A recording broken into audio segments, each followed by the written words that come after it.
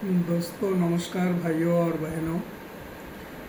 1 एकड़ ज़मीन में साल भर भोजन आमदनी और अच्छी मिट्टी कैसे बनाएं, इसके बारे में हम बात करेंगे, क्योंकि ये सवाल आया था लातेहार का छिपादोहर पंचायत के किसानों से।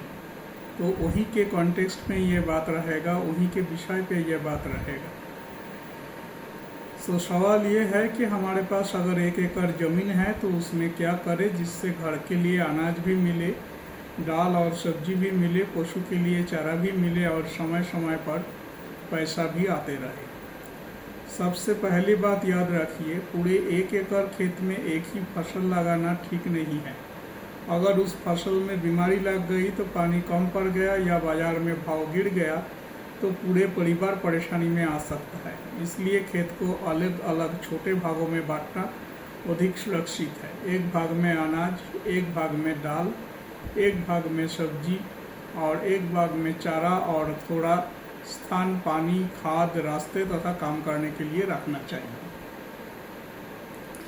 लातेहार में सामान्य रूप से वर्षा अच्छी होती है। जिले में सामान्य सालाना वर्षा लगभग 1340 मिलीमीटर बारिश होती है, लेकिन लगभग 1667 मीटर बारिश जून से सितंबर के बीच में ही होती है। इसका मतलब है बारिश अधिक है, लेकिन पूरे साल बाड़ी को बराबर पानी नहीं मिलेगा। बरसात समाप्त होने के बाद खेत जल्दी सूख सकता है, इसलिए हमें बरसात का पानी रोकना, जमा करना और धीरे धीरे उपयोग करना सीखना होगा।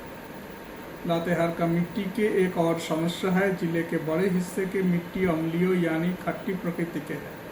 सर्वेक्षण में मिट्टी का पीएच लगभग 4.7 से 7.4 के बीच मिला और लगभग 83% क्षेत्र अम्लीय श्रेणी में पाया गया। इसलिए किसी के कहने पर खेत में बहुत अधिक चूना नहीं डालना चाहिए। पहले मिट्टी की जांच कराएं, फिर जितनी मात्रा बताया जाए उतना ही चूना दें। जिले के बहुत सी मिट्टी में फास्फोरस, सल्फर और बोरॉन की कमी देखी गई है,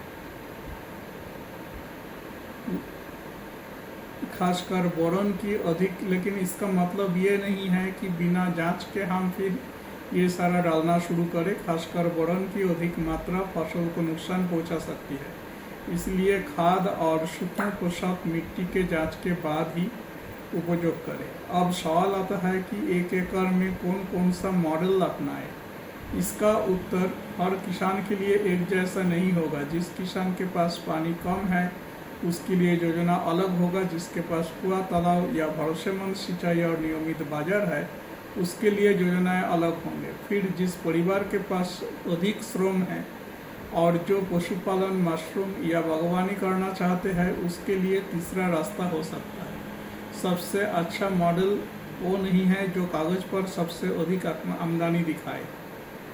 सबसे अच्छा मॉडल वो है जो हमारे पानी, परिवार के श्रम, जमीन और बाजार के अनुसार सही बैठे और खराब वर्ष में भी भोजन को सुरक्षित रखे। धन्यवाद।